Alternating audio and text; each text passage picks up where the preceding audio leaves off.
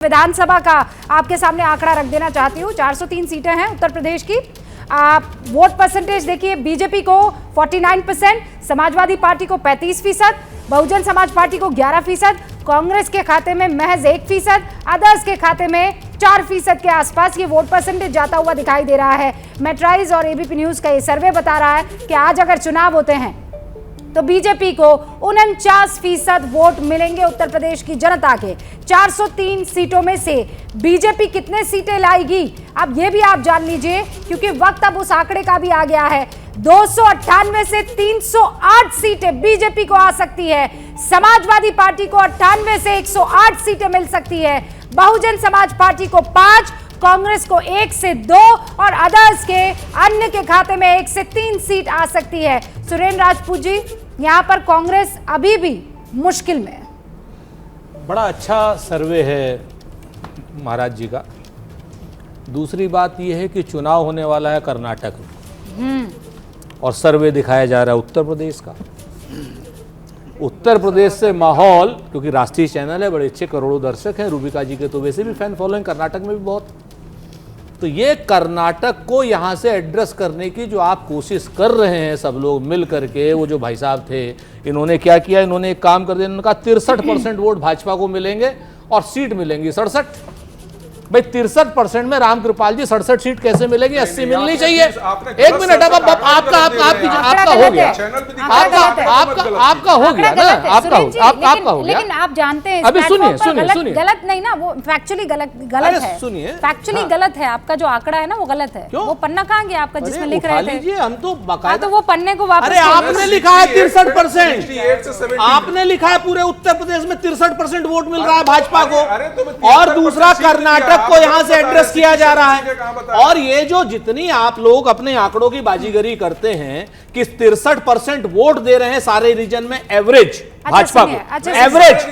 सुरेंद्र जी सुनिए, अरे सुनिए मनोज जी, लीजिए, रुकिए 56% पहले रीजन में, दूसरे रीजन में 58%, तीसरे रीजन में 63 और चौथे में 64। इसका एवरेज निकालिए, आता है 63।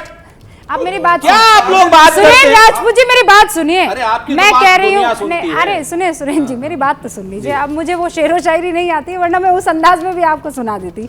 मैं बस ये कह रही हूँ कि इन आंकड़ों से मान लीजिए आप इत्तेफाक नहीं रखते हैं, लेकिन कहीं तो आकर रुकते कि आप कह रहे हैं कर्नाटक को हम एड्रेस करने की कोशिश बिल्कुल कर रहे हैं।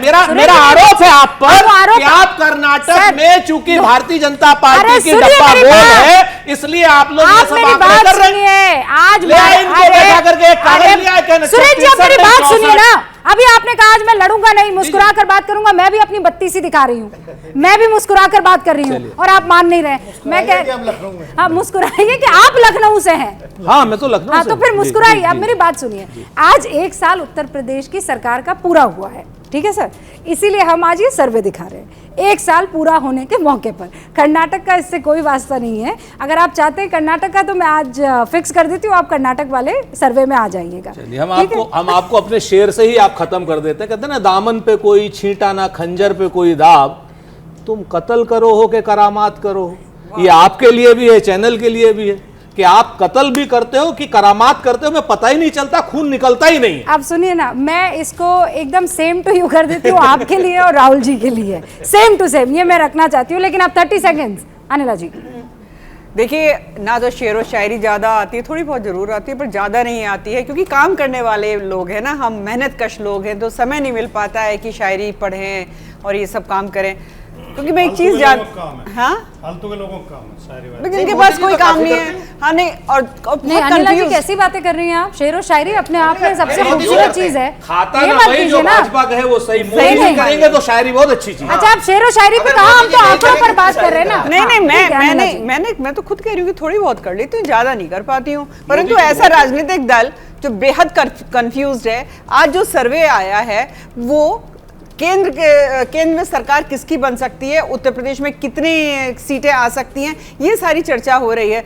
राज्य के चुनावों की तो चर्चा नहीं हो रही। कर्नाटका कहां से लेकर आ गए हैं? राज्य का चुनाव भी दिखा दिया कि अगर आज उत्तर प्रदेश में चुनाव होता है 305 सीटें भाजपा की। अरे सुरेंद्र राजपूत जी, शुरुआत राहुल गांधी से की है हमने। अब तो मान लीजिए शुरुआत, अरे हम बीच में भी राहुल गांधी को ले आते हैं, अंत भी है जो। अरे आप सुनिए, ट्रैकर है एबीपी न्यूज का, ट्रैकर है। अब आप घूम फिर के वहीं पर आ रहे हैं ना, इसीलिए हम लोग एक ट्रैकर शुरू करते हैं साल की शुरुआत से लेकर अंत तक, जब तक चुनाव नहीं हो जाते, अलग अलग राज्यों को लेकर आएंगे। अनिला जी देखिए, मंजिलें उन्हीं को मिलती हैं जिनके सपनों में जान होती है। पंखों से कुछ नहीं होता साहब, हौसले से उड़ान होती है ना। तो हौसले बहुत बुलंद है भारतीय जनता पार्टी के, और ये हौसले कहां से आते हैं? जनता का जो विश्वास है। और विश्वास कैसे आता है? जो हम काम करते हैं, कार्य के आधार पर जनता के विश्वास से ये सर्वे उन्होंने किया है। क्यों इनके ऊपर आप इतना गुस्सा कर रहे हैं साहब? आप पिछले 2019 के चुनावों का, पूरे भारतवर्ष का भी आप देख अनिला जी, ये तो आप बहुत अभी मुस्कुरा कर कह रही हैं की बुलंदियों से उतर कर आना, हमें कुछ जमीन के मसाइल पर बात करनी है। आप आइए ना, निकल करके आइए, महंगाई पर बात कीजिए, आइए बेरोजगारी पर बात कीजिए, आइए चाइना पर बात कीजिए। ओके, करिए ना। राजकुमार बाटी जी, 30 सेकंड सर। मुझे उत्तर प्रदेश के हालात पर टिप्पणी भी करनी है, और मुझे आपकी फरमाइश भी पूरी करनी है। आपने कहा शेर और शायरी, हाँ भाई, तो मैं शेरों में ही उत्तर प्रदेश के हालात बता देता हूँ।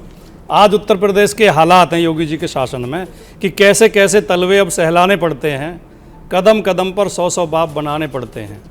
और क्या कहना है, दिन बहुरे हैं जब से घूरों के, घूरे भी अब सिर माथे बैठाने पड़ते हैं।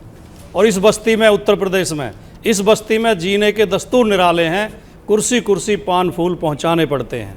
और काम नहीं होता है केवल अर्जी देने से, कुर्सी कुर्सी पान फूल पहुंचाने पड़ते हैं। और इस बस्ती में जीने के दस्तूर निराले हैं, रोने गाने चिल्लाने घिघियाने पड़ते हैं। बहुत खूब, बहुत खूब। राम गोपाल जी,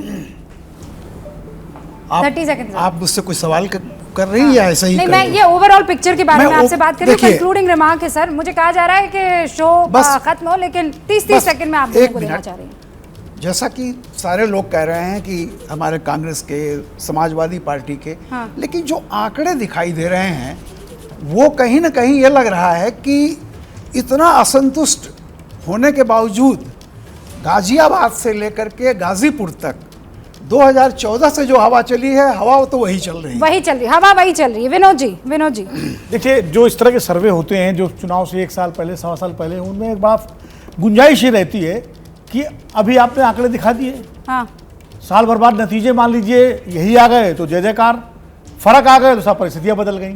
तो ये गुंजाइश रहती है सर्वेक्षण करने वालों के सामने। तो इसलिए सर्वे पर मैं कोई सवाल नहीं उठा रहा हूं, लेकिन सर्वे का एक तरीका होता है, क्या सवाल पूछे गए, कैसे पूछे गए, किन वर्गों से अभी तो बस शुरुआत हुई ना सर, अभी तो आगे ये पूरा का पूरा मसला और बढ़ने वाला है।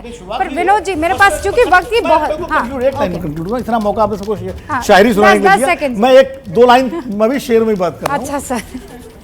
हम मेहनत करने वाले जब अपना हिस्सा मांगेंगे, एक खेत नहीं, एक गांव नहीं, हम सारी दुनिया मांगेंगे। तो जो मेहनत करेगा, चाहे बीजेपी हो, चाहे कांग्रेस हो, चाहे सपा बसपा, जो मेहनत करेगा उसी को उसका हिस्सा मिलेगा। और मेहनत यहाँ पर देखिए एबीपी न्यूज और मेट्राइज ने भी की है, सर्वे किया है, लोगों से सवाल पूछे हैं जाकर, और उसके बाद ये तस्वीर निकाली है। आपको ना पसंद आए क्योंकि वो आपके फेवर का नहीं है तब भी मुबारक, और पसंद आ जाए तब भी मुबारक। देश की जनता और देश का मूड आपके सामने था। क्या मजबूरी है मेरी, बताइए।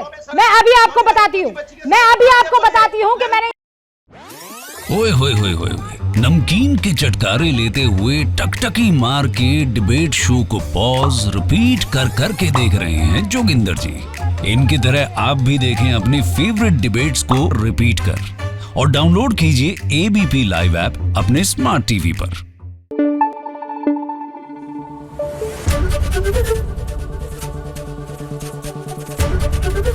एबीपी न्यूज आपको रखे आगे।